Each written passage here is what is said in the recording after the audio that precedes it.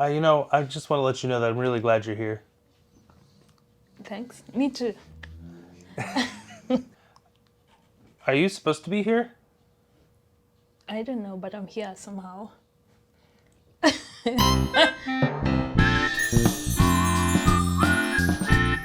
Hi, I'm Kevin. This is Grace. We're the Stories. We're comparing Kenyan and American cultures to see what's different, but also what is similar.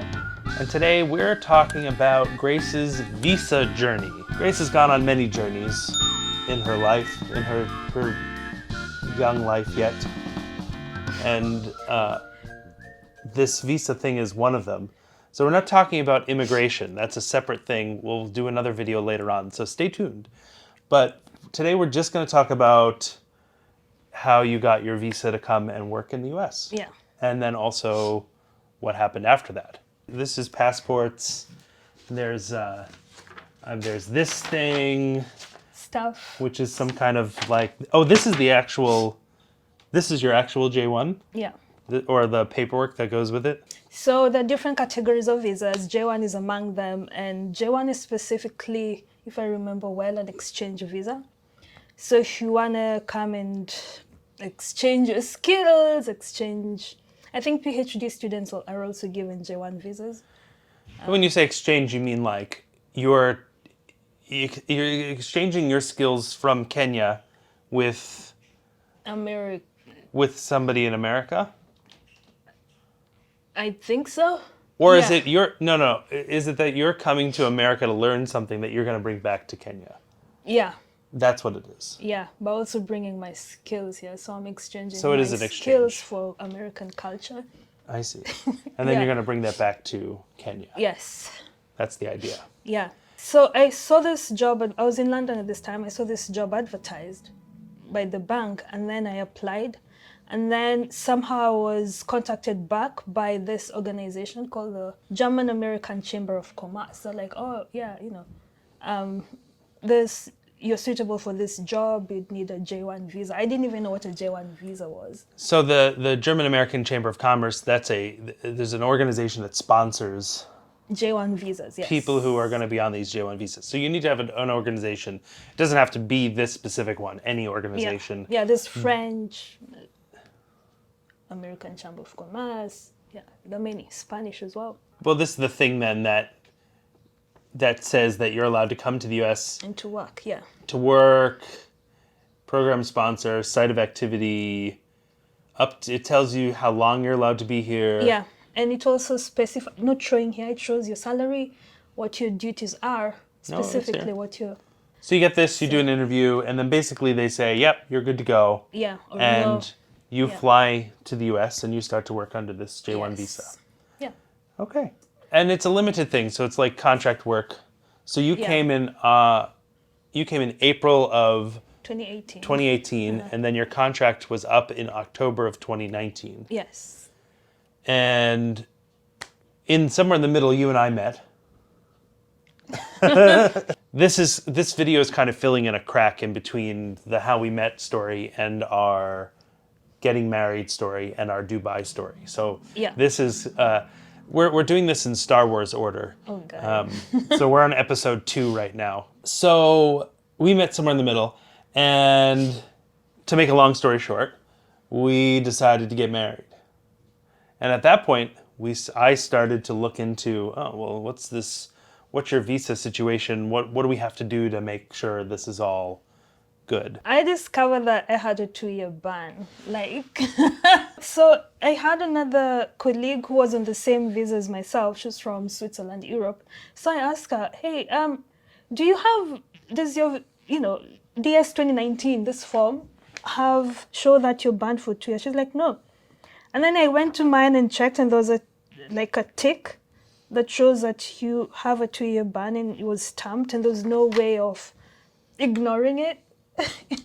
Yeah, subject to 2-year residence requirement based on I didn't know that. the exchange visitor skills list. Now, when I did my research, I was like, well, I don't know about that.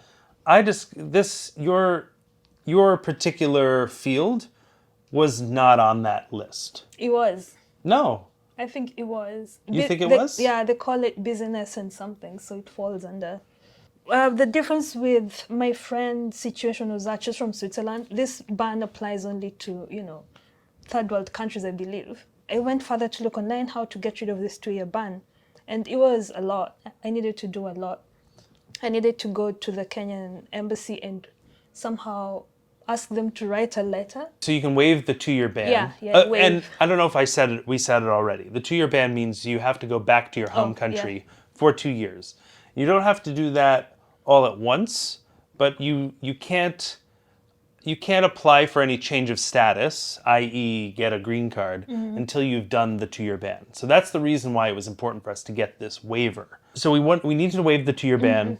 You went to check what you had to do, and one of those things was your home country had to say, yeah, we're good. We don't need another accountant. Before being approved for this letter by Kenya, that I'm allowed, that these skills are not needed in Kenya, I needed to give them a long list of things. Among them included, of course, my passport. I needed a letter from my visa sponsor, the GAC, to write to them saying that, they don't have a problem with me not staying in Kenya. And then we did not hear anything. The process was meant to take a maximum of 6 weeks, if I remember, from what they had online, from the Department of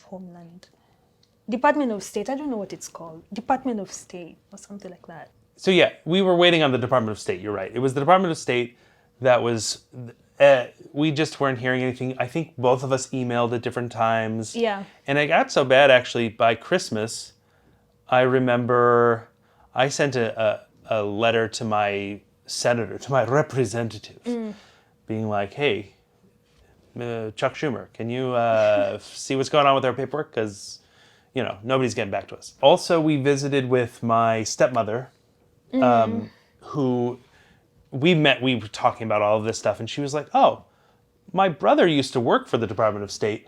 Maybe he can talk to somebody. So we don't know still to this day What influenced it? what happened, if Schumer's office came through, if my stepmother's brother made a phone call. No idea. But we eventually got an email that was like, hey, we lost your paperwork. Could you send it? Yeah. And we had paid, right?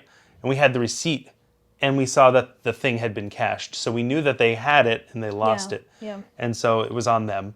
We re-emailed everything. And then as you were literally boarding the plane at JFK to go for our Kenyan wedding. That video is right here. Somebody. No. It wasn't for the wedding. It was for me to come out of the J1 visa because I came back for Christmas. Remember? No. Yeah. No. I went in November and came back in December. No.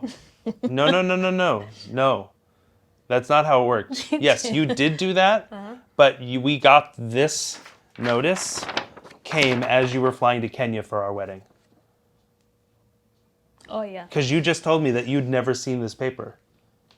Grace has never actually seen this because I put it in the file somewhere and she's never seen it. But this is the actual waiver.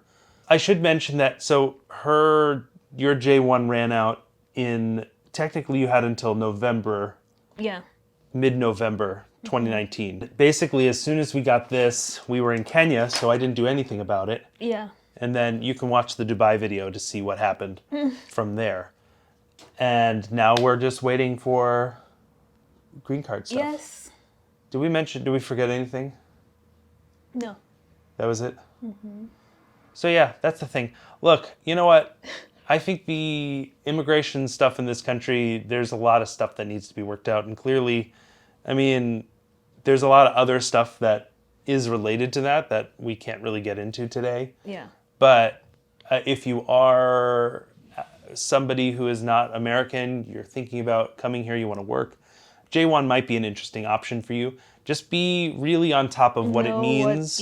Look into it. Figure out, because this 2-year ban thing, maybe you come and you're going to be here for a year and a half and you find you like it here. Or maybe a company wants to hire you or something. You've got to know, well, I have this 2-year ban. Can I get it waived? And really, we should have started on your waiver process sooner because clearly we just ran into this thing where they lost the paperwork. Yeah. And what can you do? So just be on top of it. Be smart.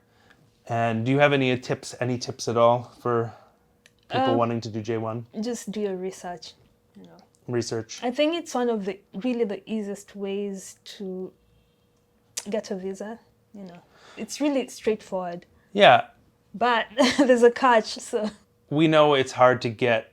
We were just talking about this earlier. It's hard to get a visa generally. yeah, There should not be as many restrictions. yeah, Because I think this is a great place and people should come and visit. yeah. And so J1 might be a good way to come. And honestly, I think it's worthwhile in the end. Even if you do it, it runs out, you have to be back in your home country for 2 years or whatever. Like, do it. I Yeah. think it's worthwhile. Yeah. Just know what you're getting yourself into. And if you come to New York, let us know. Well, if you like this video and you want to see more, be sure to click that like button, share, subscribe, and Let us know your views and journeys in America. yeah, let us know. We want to know your stories. Drop them down in the comments below. And until next time, Kwaheri. Bye. While others may be rich of pocket,